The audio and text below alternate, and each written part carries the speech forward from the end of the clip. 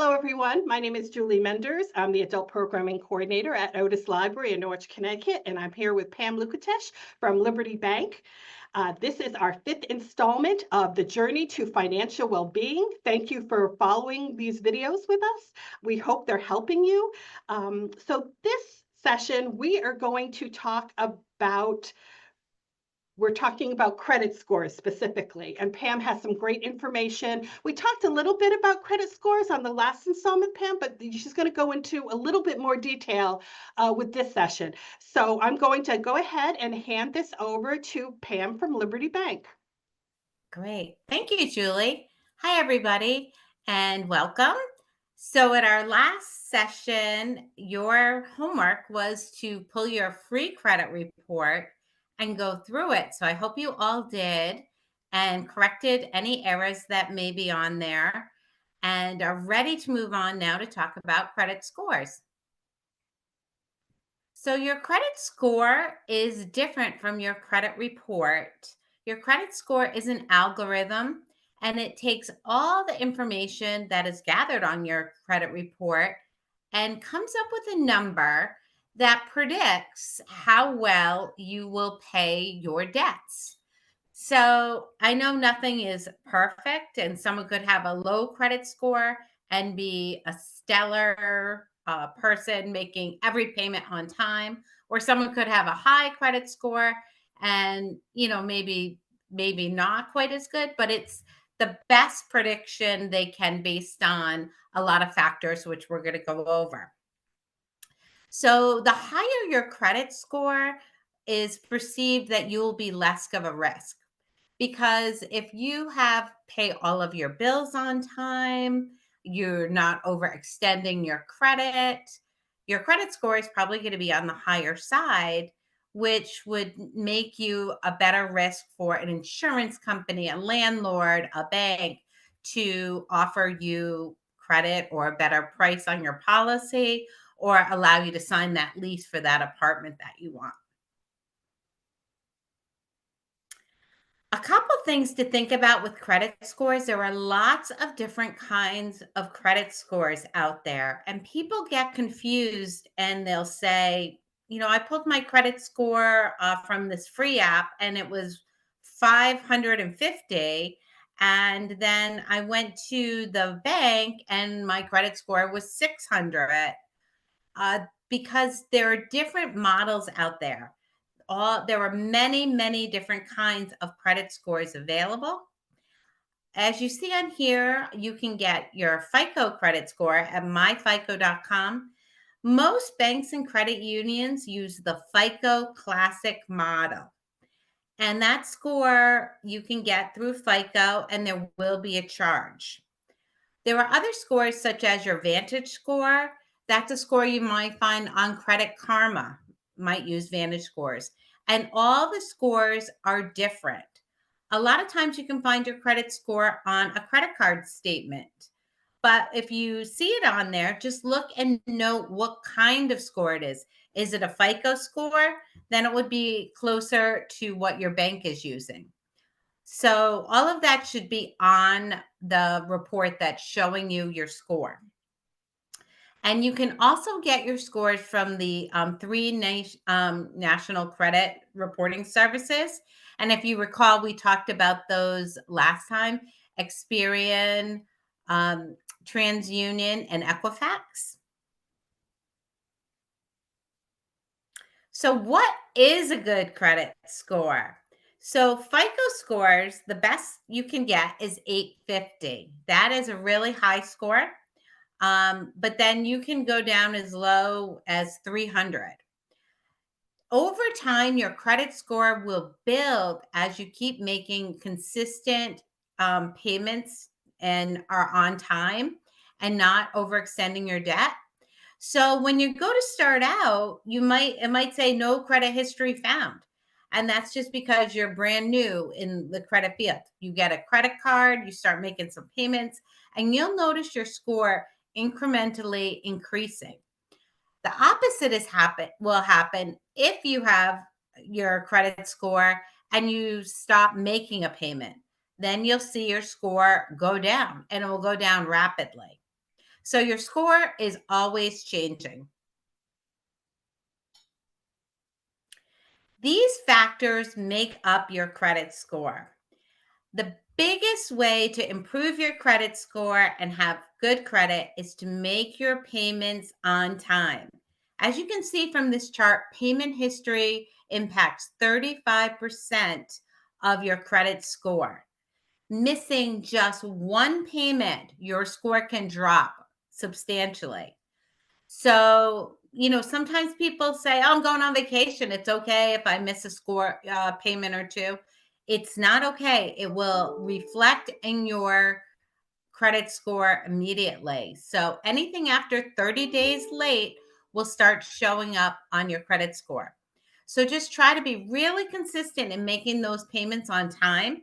One good tip to do that would be to set up automatic payments, either through your credit card or your bank where you have a loan, have it automatically come out of your checking account. Or you can go onto your online banking and set up your payments to be reoccurring and to automatically come out. And that way you don't run the risk of forgetting or having a payment lost in the mail. They'll always be on time. So consider that. Another thing that has a big impact on your credit score is credit utilization or the amount owed. So if you have a credit card and say the credit limit on it is $1,000 and you charge $1,000 and then just make monthly minimum payments, that's a high utilization. That means you're maxing out your card and using the most credit that's available to you. And that has a negative impact on your score. What would help your score is if you only charge a little bit, use on 30% or less of your credit that you can, and make your payments, pay it off. It's best if you can pay it in full, then you don't get charged interest. But trying not to max out or use the most of your credit. Having credit available to you boosts up your credit score. Another thing to think about is the length of credit history. So this just means when you're going to get a credit card, open up a new credit card, do your homework first, find a card that you like that you're going to keep for a long period of time. So if it's your first credit card, you've done your homework, you found one that has no annual fees and has a relatively good interest rate, and maybe it gives you cash back for groceries or something you like, and you decide that's the one you want to use. Once you get that card, keep it for a period of time. The longer you keep that card in good standing, it helps to boost your credit score. So you don't want to open new cards and close them back and forth. That inconsistency will lower your credit score. The next thing is a mix of credit. So, what we mean by that is if you have a credit card, that's revolving debt, right? You can use it, you pay it off. The balance on it is constantly changing. It can be zero or it could be a lot. The other kind of debt you want to have is an installment loan, a consistent payment that's going to be show up the same amount every month for a certain amount of months until it's paid in full. An example of that would be an auto loan, a student loan. Those are the payments where you have the same amount every month. Another type of credit would be a mortgage. That's a loan on a home. So, a mixture of different types of credit can also help boost your score. The next thing is new credit. How many people are looking on your credit report because you're applying for more credit? So, when you were back to the example of getting your first credit card, you don't want to apply for 5 credit cards because that's a lot of inquiries into your credit and that's going to drop your score. So, especially if you're going to do a big purchase like buying a home, you want your score to stay as high as possible. So, you don't want to go out and apply for a new credit card, buy a new car. All those things, all those inquiries into your credit are going to lower your score and could reduce the amount of products that you're available for your new for the mortgage loan you're trying to get.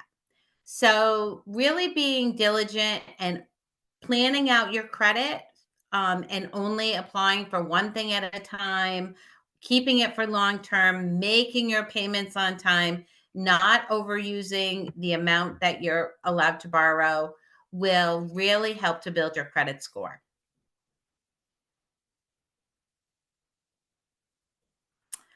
So let's think about our next steps. The first thing that you can do is check your credit score. You can either look and see if you have a free score on your bank statement or on a credit card statement. You could go to myfico.com and pay for a score. It's between, I'm guessing, between $40 and $60 around that amount, but you'll be able to print out your score, and see what your score is. Maybe you already know. And then think, what small steps will you do to improve your score? So it takes time to improve your credit score. It's nothing you can do today and tomorrow you're going to see a big increase. You can do small little things like making sure set up automatic payments so that your bills are always paid on time. Pay down the balances on some of your really high credit cards. Maybe get a credit builder loan so that you have an installment loan that's going to be a monthly payment to kind of mix up the types of credit you have. Doing those small steps will help to improve your credit score. The key is to be consistent.